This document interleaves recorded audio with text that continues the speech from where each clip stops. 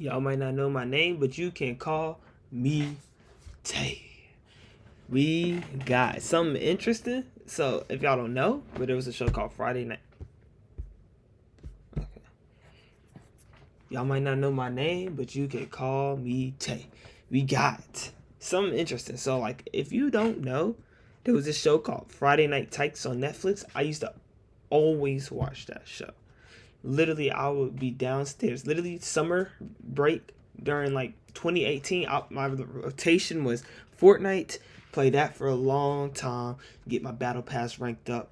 Then I'll go straight to like some Netflix and I'll pick Friday Night Tykes or something else. But Friday Night Tykes, when I watch that, bro, oh my gosh, I literally know all the episodes. And all these guys are like now in high school, college. No, they're in college now. That's crazy work. They're in college now. I'm about to be in college, so it don't matter. But we're about to check it out. What happened to them? From Mizell Miller to Tavion Lott, Friday Night Tykes displayed the future of football. These Friday Night Tykes were youth football superstars, so where exactly are these players now? Well, to start, first up, one of the best running backs was Latrell McCutcheon. Best You knew Friday he Night had Tykes potential. football player on the entire show. And Latrell McCutcheon was flat out dominant and was literally the entire Ducks franchise, as he was the best running back Friday Night Tykes has ever seen. He refused to get tackled, and this followed him throughout his football career as he would go on to attend Manor High School. And he played 2 dominant years of high school football there before transferring to LBJ. Sadly though, he would miss his entire junior season there as he tore a ligament in his knee. But then in his senior season, he was dominant at cornerback, making 40 tackles, 4 tackles for loss, and adding 3 interceptions. Okay. And this allowed Latrell McCutcheon to become a 4-star recruit in the 220. Oh my gosh. I knew he was going to be a dog. Wait, so he was from Austin? So the Del Valley Ducks is in Austin? Huh. Best overall player in the 2021 recruiting class. And he'd offer some schools such as Florida, Baylor, and Arkansas, but ultimately decided to commit to play for the Oklahoma Sooners. And he actually got to play in his true freshman season at Oklahoma as he made 9 tackles and had 2 forced fumbles. I can't Despite like this, the following in the next season in 2022, he transferred to USC. He was great in his first year with the Trojans, making 22 tackles and even recording a sack. After this, though, once again in 2023, he entered the portal as a 0-star transfer, transferring to play for Houston. And McCutcheon was forced to sit out the entire 2023 season before having a dominant year in 2024 with the Cougars, as he made 30 tackles and forced a fumble. And after starting all 12 games for them last season, he's expected to have a huge breakout season in 2025. So one of the better quarterbacks on the show was Diego Narezo, Friday Night Tykes star quarterback. Oh, I remember this guy. This was like the quarterback. Diego Narezo was yeah, he did play for the Broncos, but then would never really play for the Outlaws, being a backup. Despite being a backup, though, he would go on to attend Cornerstone Christian High School in San Antonio, Texas. And Diego would go on to be the starting quarterback at Cornerstone Christian High School for 3 years, being extremely good, as he led them to winning 3 state championships and went off in his senior season, throwing for 1,540 passing yards and 17 touchdowns, and also adding 6 touchdowns on the ground. And as a result, he'd be named the 2022 Offensive MVP. Despite all this, though, Diego would be a 0-star recruit and was not even ranked in the 2022 college football recruiting class. Oh, he's from Mission, but he never played on the Mustangs. Mustangs. He had to attend Crown College. And he would go on to play 2 years of college football at Crown College, playing 17 games there. But he was overall extremely bad, throwing for 4,265 passing yards with 26 touchdowns to a whopping 38 interceptions. Bro. Oh my gosh, 16 picks. You had more picks than touchdowns both of your seasons there? Are you serious? What is he looking at?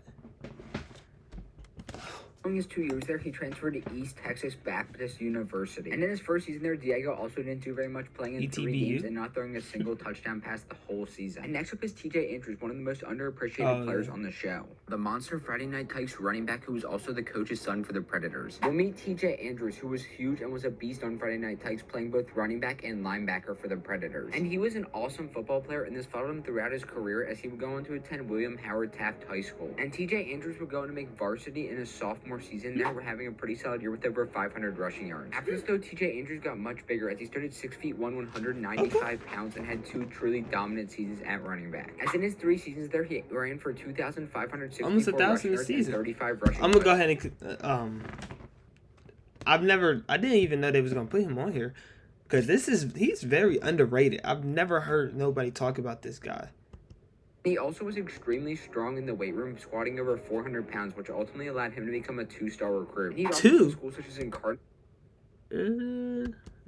Navy, and Columbia, but ultimately decided to commit to play for Army. And when he first got to Army, he was a part of the football team, but after that, he just never played for them, deciding to take a year off from football. TJ Andrews decided to focus on himself and got much stronger, entering the transfer portal as a 0-star and was not even ranked in 2025. And Andrews only had one Division I college football offer from UTSA, so he decided to commit to play for the Roadrunners for 2025. And then we have the biggest player in the show, LJ. I've never played. Okay, I'm gonna go on UTSA and see if I can play as him after this If you're game. liking the video so far, make sure to subscribe. Oh, I've heard Johnny about this Bowden, guy. also He's known as LJ, doing who looked good, like I a think. man among boys and carried the Outlaws alongside Ashton Dubose. And LJ Bowen's huge size followed him throughout his football career as he would go on to attend Judson High School in Converse, Texas. And he would only go on to get bigger as he would stand at 6'3", 265 pounds as he played defensive end for Judson High School. And he was flat out dominant in high school, racking up 29 solo tackles and 4.5 sacks in his junior and sophomore season. And then he improved mightily in his senior season, racking up 24 tackles, 8 tackles for loss. Yo, and they 4 jerseys sacks are as low his key all- clean, bro. then he Why improved was their like youth football team's jerseys not as clean as this? I mean, this is like modern day, but like still, bro. in his senior season, Oh, racking looks up like he went to 24 Houston. tackles, 8 tackles for loss, and 4 sacks, as this ultimately allowed him to become a 4-star recruit and the 186th best overall player in the 2023 recruiting class. He was an extremely sought-after recruit with offers from schools such as Miami, LSU, and Texas A&M, but ultimately decided to commit to play for the Oregon Ducks. And he actually got to play in his true freshman season at Oregon, racking up 2 total tackles. Following this, though, he decided to enter the transfer portal as a 3-star and the 299th best overall player, ultimately transferring to play for UTSA in 2024. Bro, all and of sadly, the due to injury, he didn't play at all in 2024, but is expected to dominate in 2025 for the Roadrunners. And then we have Colby Connell, who never got to play. This guy, Colby he Connell, the Friday long Night Tykes that went snapper. viral for being a bench warmer and never played despite his mom being the coach. And Colby Connell didn't do anything during Friday Night Tykes for the Junior Broncos. However, everything changed once he got to high school, as Colby Connell would go on to grow and develop, attending O'Connor High School, where he started on varsity for 3 seasons. And instead of picking a traditional position, he would go on to play long snapper and was extremely dominant, as Colby Connell would actually become a 6'8" I like that shirt. All-star. He would go on to play long snapper and was extremely dominant, as Colby I Connell like that shirt right there.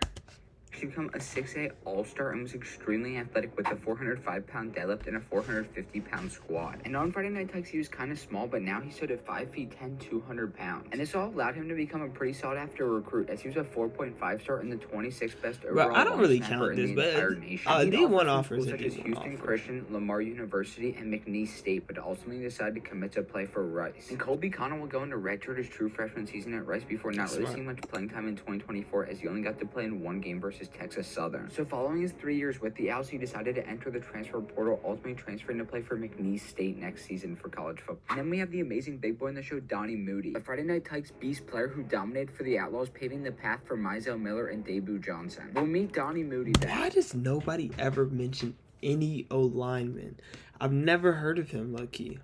Coach's son, who was huge, dominating at both center and nose tackle for the San Antonio Outlaws. And he was a beast, and this followed him throughout his football career, as he would go on to attend Judson High School in Converse, Texas. And he would immediately make varsity and start as a freshman. And he would go on to become a dominating middle linebacker for Judson High School for 4 seasons. As in Donnie Moody's 4 years, he racked up 271 total tackles and 4.5 sacks. And to go along with this, he was extremely athletic with a 30-inch vertical and a 350-pound squat. Despite all of that, though, he was actually a 0-star recruit and was not even ranked in 2021. He did still, however, have offers from schools such as UNLV, Missouri State, and New Mexico State, but ultimately decided to commit to play for Stephen F. Austin. And Donnie Moody would go into redshirt his first season there before actually getting to see some playing time in 2022 as he recorded a solo tackle. For some weird reason, though, Donnie Moody never played college football again, as he never recorded another single statistic at Stephen F. Austin in his career. And then we have Cannon Williams, the extremely underappreciated quarterback who took over for the Lobos after Justice Hurt quit the team. We'll meet Cannon Williams, who had an amazing arm and absolutely dominated Friday Night Tykes for the Lobos in season 2 after Justice He's Hurt and actually his going father through played like on the the underrated team. names. This is absolutely crazy and insane, and his dominance followed him throughout his football career, as he would go on to attend Harlan High School in San Antonio, Texas. And Cannon Williams was a flat-out dominant dual-threat quarterback at Harlan High School, as he started 2 seasons there throwing for over 4,000 passing yards with 44 touchdowns, only 14 interceptions. And to go along with this, he was extremely fast, adding another 994 rushing yards and 19 touchdowns. And this all ultimately allowed Cannon Williams to become a 3-star recruit and the 178th best overall quarterback in the 2021 recruiting class. And he'd offers from schools such as Fordham, Army, and Air Force, but ultimately decided to commit to play for Incarnate Word. And Williams would go into redshirt his freshman season there before getting to see a little bit of playing time in his second season in 2022 as he completed 4 passes for 20 yards but no touchdowns. And following his 2 years at Incarnate Word, he just never really had an opportunity, so he decided to transfer. And he decided to transfer to Texas A&M Kingsville, where sadly he also really hasn't had a huge role, throwing more interceptions than touchdowns. See, his transfer portal can sometimes hurt you. Dominated against the Outlaws, Willie Eldridge. Dominated against the Outlaws, completely destroying them. And this is absolutely crazy and insane because Willie Eldridge played for the Ravens and destroyed the Outlaws in the Taifa Championship. And following this, Willie Eldridge would go on to attend Branch High School. I know you did not say they destroyed them in the Taifa Championship, because they lost,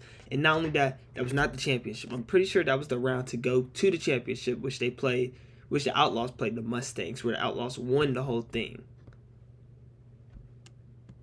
In Cypress, Texas. And at Cypress High School, he was amazing, playing 3 years of varsity there and improving every single season. And in total, he racked up 1,893 rushing yards and 26 touchdowns, which ultimately allowed him to become a very sought-after recruit, as he'd actually be ranked as a 3-star and the 87th best running back in the 2020 college football recruiting class. And he'd offer from schools such as BYU.